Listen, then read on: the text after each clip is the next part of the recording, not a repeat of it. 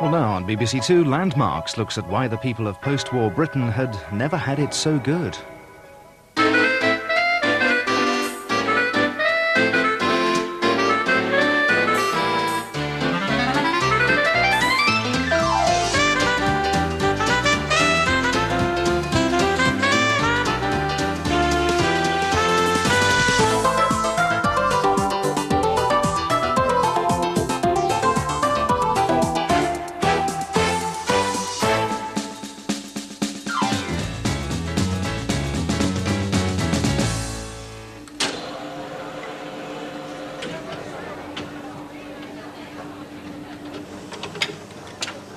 Well, it's one for the money, two for the show, three to get ready. Now go, cat, go, but don't you step on my blue suede shoe.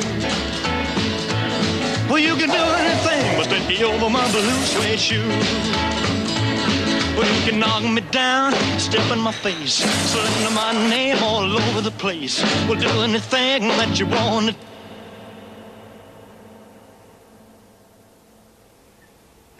That's one of my favourite songs. I bought the record in 1956 when I was a teenager. I often used to go to a coffee bar like this to meet my friends and listen to some rock and roll on the jukebox. Let's have a look at some of the things that were happening in Britain at the beginning of the 1950s.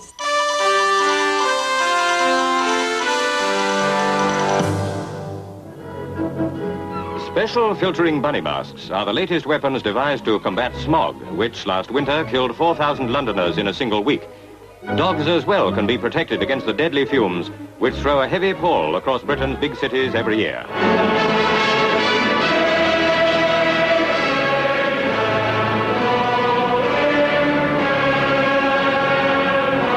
With full hearts we salute this young, gracious lady upon whom the royal obligation... The coronation of Queen Elizabeth II got the 50s off to a good start.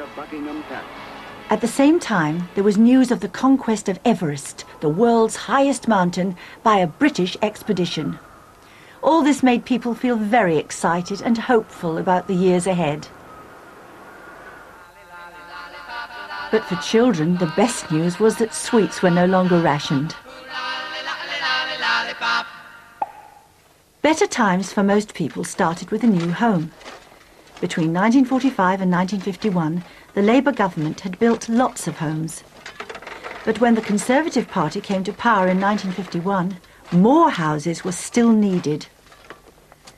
So Harold Macmillan, the Minister for Housing, promised to build 300,000 new homes a year. We know now that we have built more than 300,000 houses, new houses, in 1953. People wanted to fill their homes with all the new goods that they were now able to buy. And with plenty of work and high wages, there was money to spend. Fridges and washing machines appeared in many houses for the first time. It was buy, buy, buy. The beginning of the age of the consumer. Suddenly plastic was all the rage. It was cheap to make and unbreakable. But something else started to appear in living rooms all over Britain. Television had been around since the 1930s, but it was the televising of Queen Elizabeth's coronation that made it popular. Some people went out and bought a set especially. Others watched it with friends or neighbours. But afterwards, everyone wanted a set too. There was only one channel, the BBC, and the pictures were in black and white. Let's have a look at some programmes children watched in the 50s. Now start, go on. There were game shows. Come on. Whoever gets one in now, I'll call the winner. Whoever's first in. The winner! He's made it this time. And for the loser, of course, your special Cracker Jack pencil.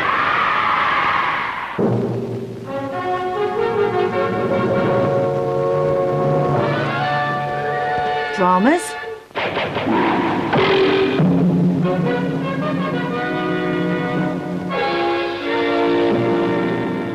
You found them yet? Can't be long. I'm going to enjoy their look of surprise when my men cover them. Why isn't Robin Hood on the gallows? What are they waiting for? They're sulking because they declined their invitation. Don't move. And even a comedy about life at school. But it was a very different school from Grange Hill. Have you been pinching someone's tuck? Certainly not, Wharton. I haven't been anywhere near Coker's study. And if I had, I wouldn't have touched his rotten oranges. You fat piffler, have you got Coker's oranges? I keep telling you I haven't, don't I? Oh, come on, Harry. Coker will see to him later. All right. Hee, that's fooled him. Poor old Coker. I bet he wonders where his oranges are.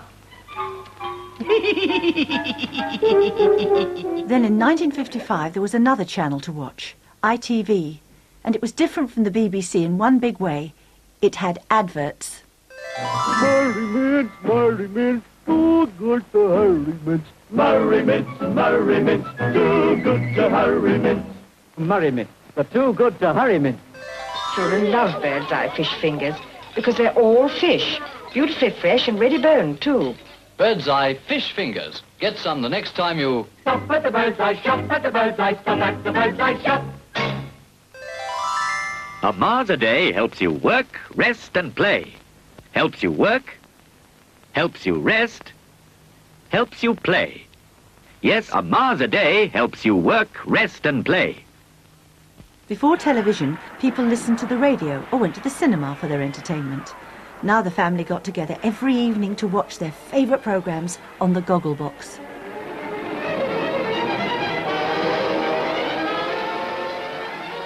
Many people thought television would have a bad effect on family life and the young, but something else was about to have an even bigger effect on the young. Rock and roll hit Britain in 1956. It was heard first in an American film called Rock Around the Clock. We're gonna rock around the clock tonight. Put your glad rags on. It was such exciting music, it made young people want to get up out of their seats and dance in the aisles. The music was an instant hit with the young, and it made a big impression on a young guitar player from London called Joe Brown, who went on to fame and fortune. I joined a group called the Spacemen Skipple Group, and we practiced in their mum and dad's back room. They had a tobacconist shop in Leighton, and the old boy used to have to get up at sort of 5 o'clock in the morning to get the papers ready, and we'd be there all night, crammed into his room, about 8 of us, you know, all bashing away. I don't know how they put up with it, but it was great, exciting music. Nothing like that had happened before. Everything happened so quick in the 50s because the music scene was just happening and we were young and we were ready to go with it all. My drummer, well, our washball player at the time, he said to me, Joe, he said, come and have a listen to this. I've got this record from America. I went round to his house and he put it on, and it was Little Richard.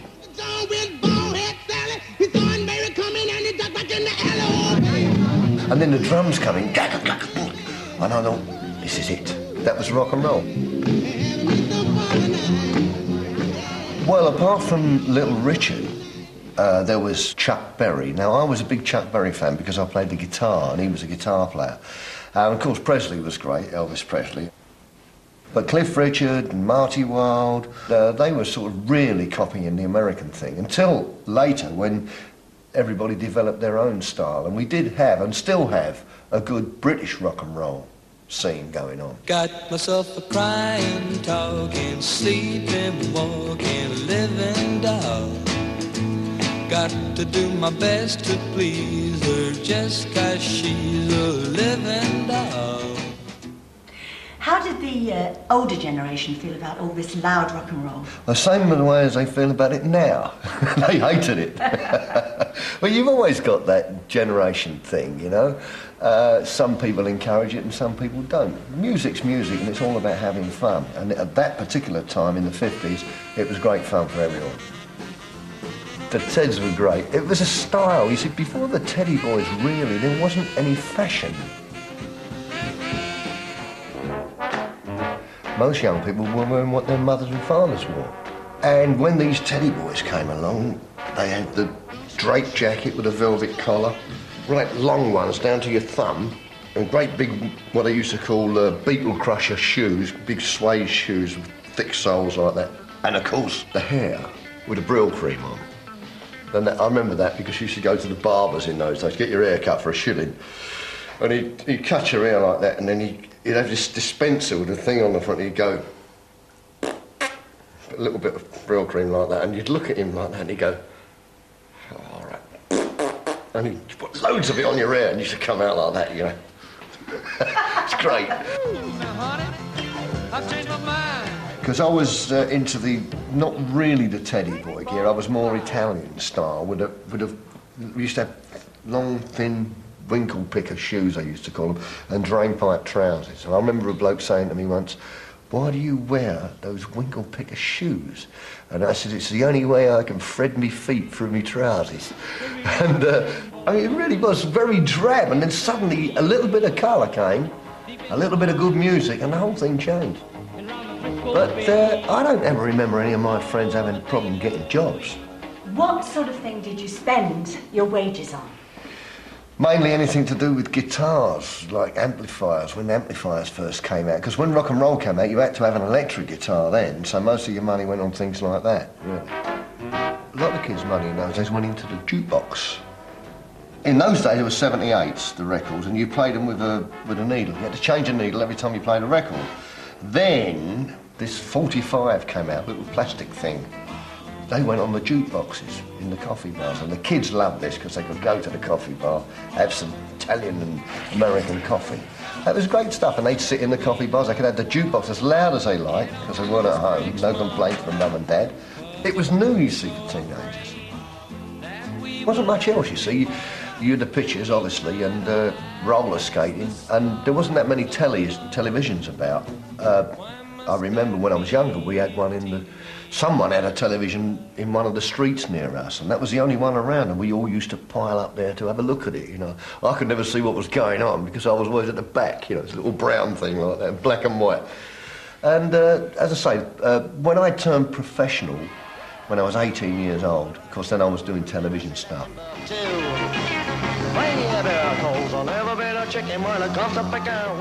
I couldn't understand why it was that there I was, a musician, learning to play my guitar, and I got up to play it, and all these girls were screaming at me. And they weren't listening to what I was playing. I thought, why are they screaming? What have I done? I was horrified. I still am, actually. I can still never work it out. In a tree,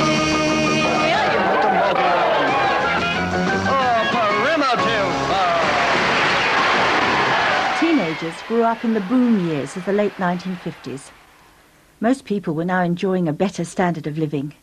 There were plenty of jobs and money to spend on luxuries like a new car or a holiday abroad. The Prime Minister, Harold Macmillan, told the people of Britain that they'd never had it so good. There were so many jobs that the government had to advertise for workers from the colonies in places like the West Indies. Gwen King left Barbados in 1956 looking for work in Britain. I thought it was beautiful. King lived here, as I say, and I thought the streets were paved with gold. So I wanted to come and have a look. I arrived at Dover, and it was very cold and damp that day. There was no sunshine. I had missed the sunshine from home. We got off the boat and travelled by train into Victoria Station in London. Another thing that excited me was the great crowds of people that was around on that day. Oh, there was crowds everywhere. Gwen went to join relatives in Birmingham.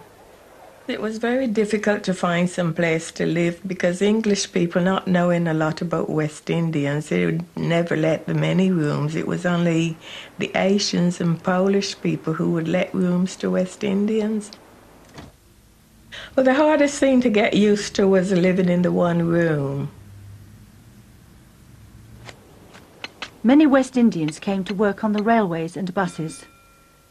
They also worked as postmen or in factories. And others came to work in hospitals, often as nurses. I got a job at an old people's home. That was hard work as well, but I enjoyed looking after the elderly people. And that was what incited me to become a proper trained nurse, and that I did. I was led to believe that English people knew everything about West Indians, and we would just be as the way England is today. Everybody mixes and is friendly today. But in those days, it wasn't what I expected. Gwen stayed in Britain, married and raised a family, just like many other people who came over in the 50s. But it wasn't just West Indians who came to live in Britain. People came from India and Pakistan, Kenya and parts of Africa, China, Cyprus, Hong Kong, Italy and Ireland. They brought with them their own food, religions, music and different ways of dress, making Britain a multicultural society.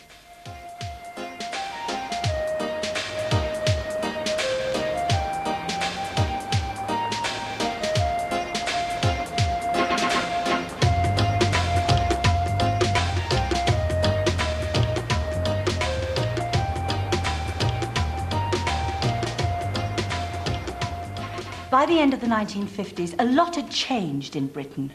Here are just a few of the things that happened in the last years of the decade.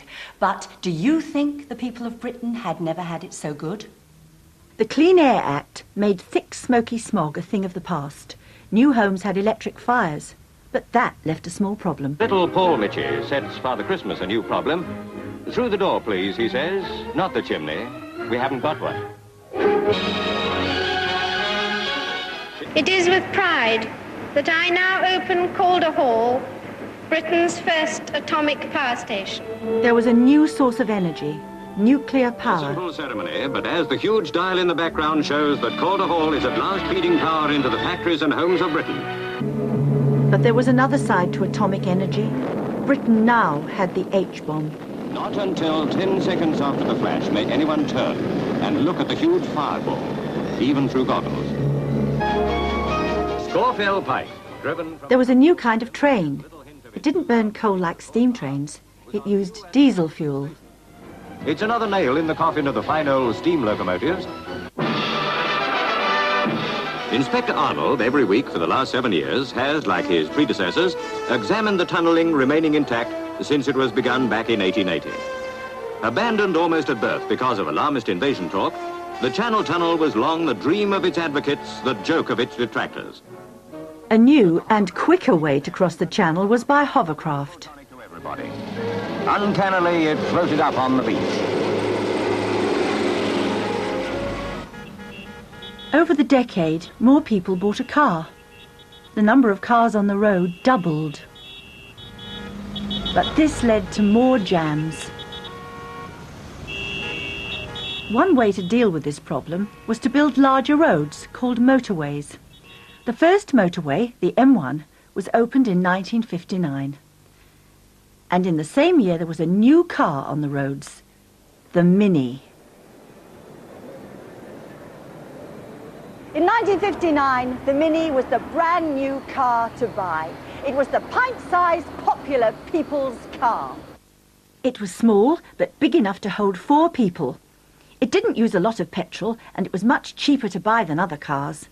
I remember that suddenly everyone wanted to drive a Mini, and so did I. The Mini, the car of the future. What do you want if you don't want money? What do you want if you don't want gold? Say what you want and I'll give it you, darling. Wish you wanted my love, baby. What do you want if you don't want Herman? What do you want if you don't want pearls? Say what you want and I'll give it you, darling. Wish you wanted my love, baby.